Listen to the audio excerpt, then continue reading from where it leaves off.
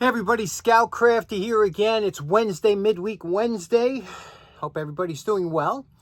Couple things to talk about. We're gonna have a good show today, okay? So get ready for a good show. I'm all set, all psyched for today's show.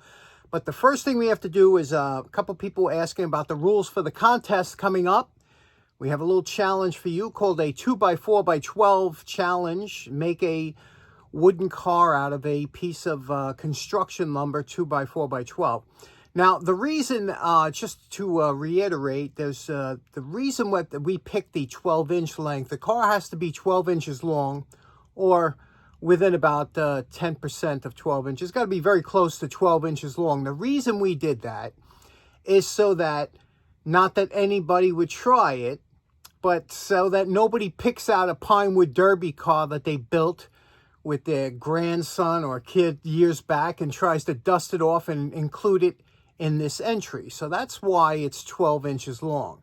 Secondly, the reason we picked construction lumber, and we said it's got to be like a 2x4 construction lumber, is because we don't want anybody picking a photo off the web of somebody that did a real nice car in walnut or Burl's Eye maple or one of those other exotic woods that there are tons of them out there.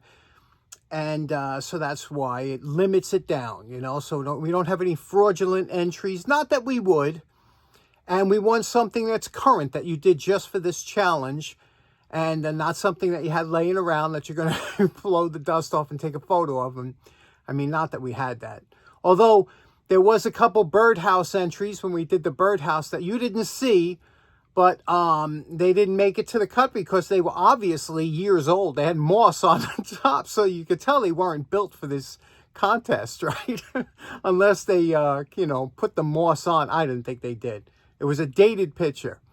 Anyway, we got, like I said, a good show today, so let's get started. I think you'll find it pretty interesting. Okay, for our first project, I have a funny story for you. You see this here? This is a fire hydrant wrench, okay? Or part of it anyway. Now, when I went to buy this wrench, first of all, I was looking for these. These can be pretty expensive, pretty pricey. It depends when you look for them. You know, sometimes you'll look for something and they're all crazy money, and then a month later you look in there, you find 10 of them on there for cheap, and you say, oh, geez, I spent a lot of money. And this is one of those things. They were going for like $45, $50, so I found the head alone for like $16, but after shipping and everything came out to like $20, $22 or whatever. Okay, so you figure, all right, $22. All it needed, I thought, was just the pipe that screws in. So I thought it was a regular pipe. Now, pipe thread is different than regular bolt thread. It has a pipe thread, tends to be a little more tapered, so it locks into the pipe. And when I got this here, I tried different pipes, and I said, uh-oh, this is a straight thread. It uses a bolt. So now I'm trying to figure out what this is. It's kind of hard to get the thread gauge, the pitch gauge in there to see what it is. So the best way to do it, if you come across something like this, go to your favorite hardware store. For me, it's Tractor Supply Company. They got a ton of good hardware at good prices. And just go there and try out different bolts, and see how they fit in. So I was trying some different bolts. I said, here we go. We have this one here. It's a 7/8 of an inch by 9 threads per inch, okay? So they didn't have, I had to go to a couple Tractor Supply to get one. They didn't have it in standard, but I got it in, this is hardened. You know how much this bolt cost? $8. So now, what am I, up to $30 already? It's what I call you penny wise, dollar foolish, So anyway, says, okay, at least I got it. So then when I'm screwing it in, it only goes halfway down. This is supposed to go all the way through. And I think the threads are buggered up. So how do you clean these threads? First, let's check out to see how buggered up they are. Now, a couple years ago, my buddy Randy Richard, he has a nice channel that Randy does all kinds of things. Randy Richard in the shop, and he does all kinds of great projects. Randy showed how this one of these inspection cameras worked, and they had a special deal on it, and they go inexpensive now. So I picked this up, and whenever I get a chance to use it, because it's a lot of fun to use, but I said, okay, because it's hard to see in here, maybe let me lock this down so This don't move around, okay? And I said maybe here, if I look in here, you could see the threads in there? Are you seeing that? So I could look around here and see if there's a buggered up thread, because it's hard to see otherwise. They also, what's interesting about this, that you can see my finger there, right? You can see my finger at the camera. If you hit this little button here, it goes to a side camera with a light. So if I put that in here like this, you see the threads now? And I could get a good view of the threads like that, and then spin this around in my hand and see if there's any one particular buggered up thread or whatever. And I saw a couple, like this little thing there. Looks like an obstruction. You see that right there? Some kind of obstruction. So I had to, what they call, chase the threads. Now, when it comes to fixing a buggered up thread, they have specific tools called thread chasing or thread restoring tools, and they look almost like a tap. However, they're different from a tap because a tap is made to cut new threads, and a thread chasing or restoration tool is not quite as sharp, and it's meant to, if you have a bent thread or something, it's meant to straighten it out instead of cutting the piece off. I always wanted a set, but I just don't want to pay full price because I said, I'll buy one, and then you know what's going to happen. I'll find it at the show for like half the price, you know? So, but that's on my wish list. So what do? I said, let me get a regular tap. I don't happen to have a tap by 7/8 by 9 threads per inch. So I go on eBay, and sure enough, I could find a tap that usually, they run somewhere around $15. But are you keeping tabs so much on where I am? $15 for a tap. And I said, you know, I need the thing, and maybe I'll use it one day. But I'm looking through. I said, whenever you buy on eBay, if you're going to buy one, it's always good before you hit that buy it now, look and see if they have lots. Sure enough, I find a lot of 4 taps, USA made, all nice taps, resharpened, wax dipped, you know.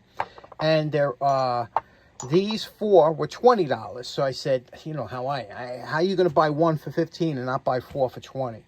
So I bought the 4 taps because that's the way I roll, right? So now we're going to take one, we're going to run it through, and I'm going to show you how we're going to do this. Now, whenever you buy a new or a resharpened tap, they usually dip them in wax. And the reason they do that is to protect the threads.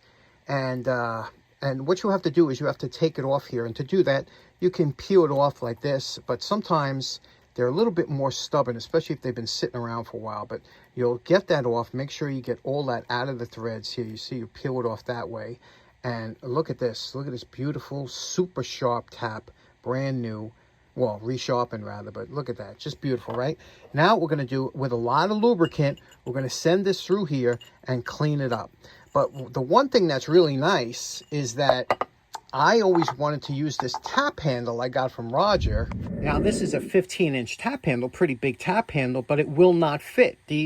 When you get into a certain big taps, you can't fit it. You need a big monster tap handle, and I just happened to buy one, hoping that one day this will come along. And got this in, but it was frozen. Somebody must have varnished it, but a while back I cleaned it all up and lubricated it, so I'll get to use this tap handle with this nice new tap, and we'll clean out these threads over at the vise. Okay, here we are. We got it mounted in great grandpa's vise. The first thing you want to make sure is you want to make sure that you start this by hand to make sure that you're not cross threading, because this will cut new threads.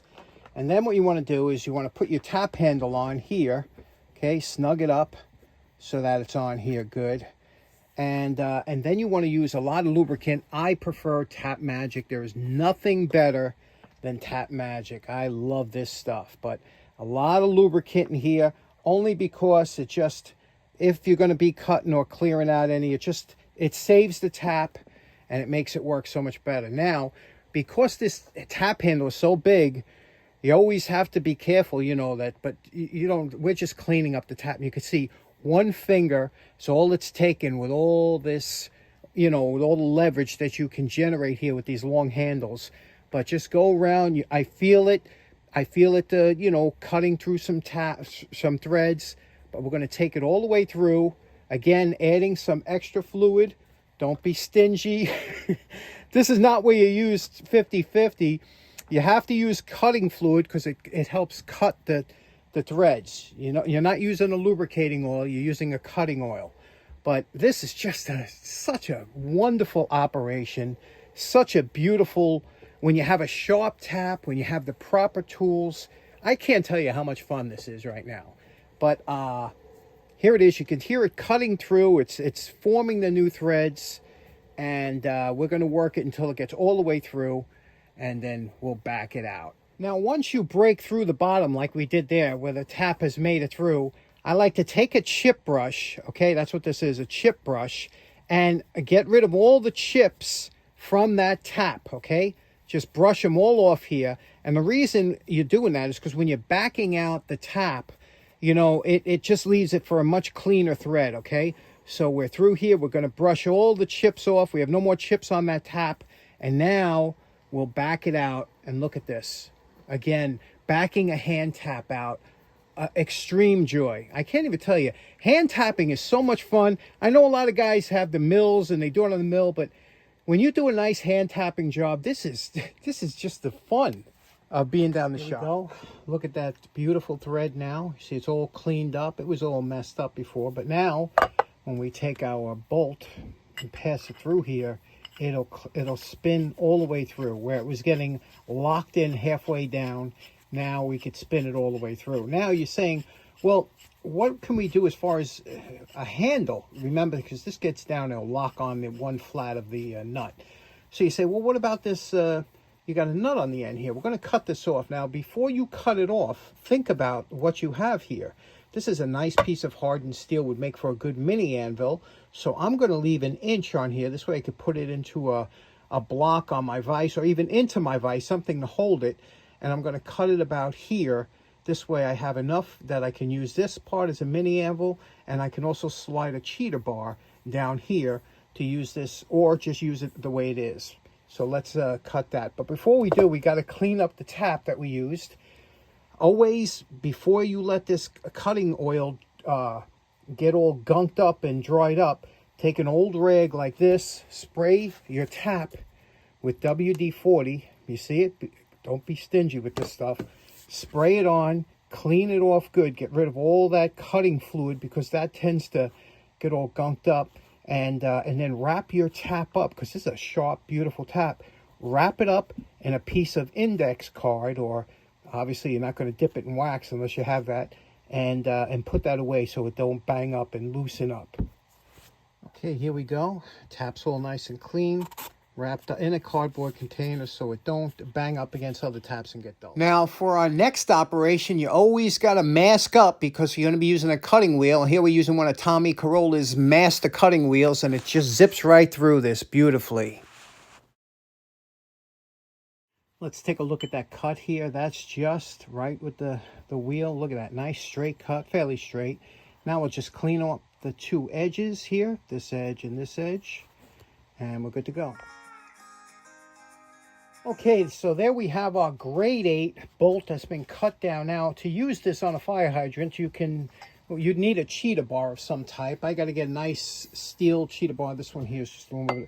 You would pass this over, and you would open up your fire hydrant. When it got to the point that it didn't need a cheater bar anymore, you got that short handle. So I'm very happy with that. I just got to get a longer steel bar. Like I said, this is aluminum.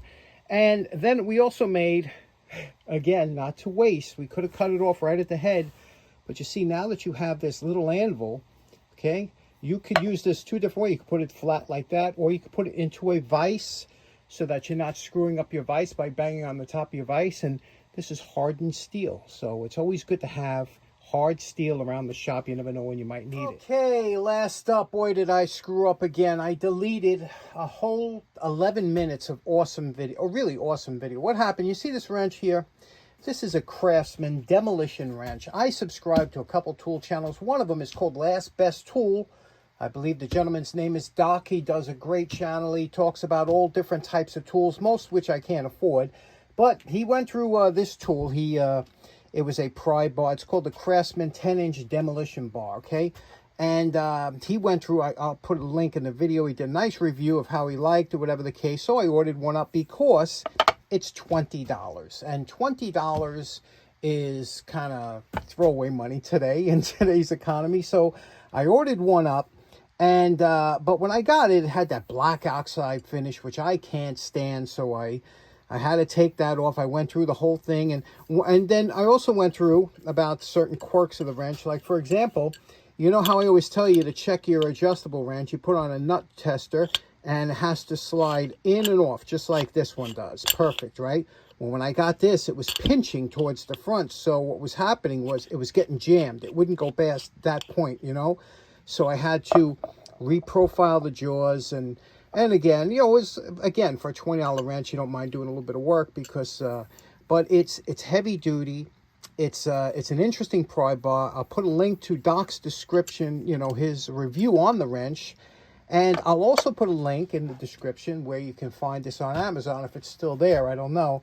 But I think Stanley made a Fat Max, which was very similar, but sold for twice as much money. And you know, like I said, this one here, I always like the wrench you could beat on, you know, literally. This one's got a hammer on it. It's got an oversized head.